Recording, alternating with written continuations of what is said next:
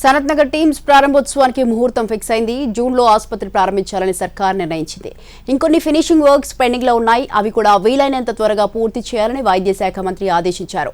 Organ transplantation సర్జరీలకు ఈ hospital centre of excellence గా ఉండబోతోంది. సనత్ నగర్ టీమ్స్ ప్రారంభోత్సవానికి సమయం దగ్గర పడుతోంది. జూన్లో ఆసుపత్రి సేవలు మొదలుపెట్టేలా చూడాలని సర్కార్ కృతనిశ్చయంతో ఉంది. దీనికి సంబంధించి అన్ని ఏర్పాట్లు వేగంగా పూర్తి చేయాలని అధికారులను మంత్రి దామోదర ఆదేశించారు. ప్రారంభం నాటికి సకల సదుపాయాలతో సిద్ధం చేయాలని సూచించారు. ఎటువంటి లోటుపాట్లు ఉన్నా ఇప్పుడే సరిదిద్దాలని అధికారులకు చెప్పారు.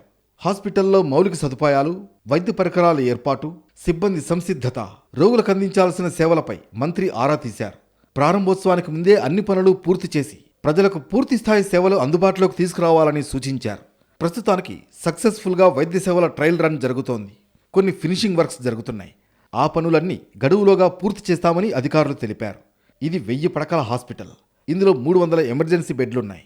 గుండె సంబంధిత వ్యాధుల చికిత్సలు, ఆర్గాన్ ట్రాన్స్ప్లాంటేషన్ సర్జరీలకు ఈ హాస్పిటల్ సెంటర్ ఆఫ్ ఎక్సలెన్స్గా ఉండబోతోంది. ఇక్కడే రీసెర్చ్ సెంటర్ అందుబాటులోకి తీసుకొస్తున్నారు.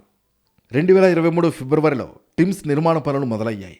కాంగ్రెస్ ప్రభుత్వం ఏర్పడే నాటికి 13% పనులు మాత్రమే ఫినిష్ అయ్యాయి.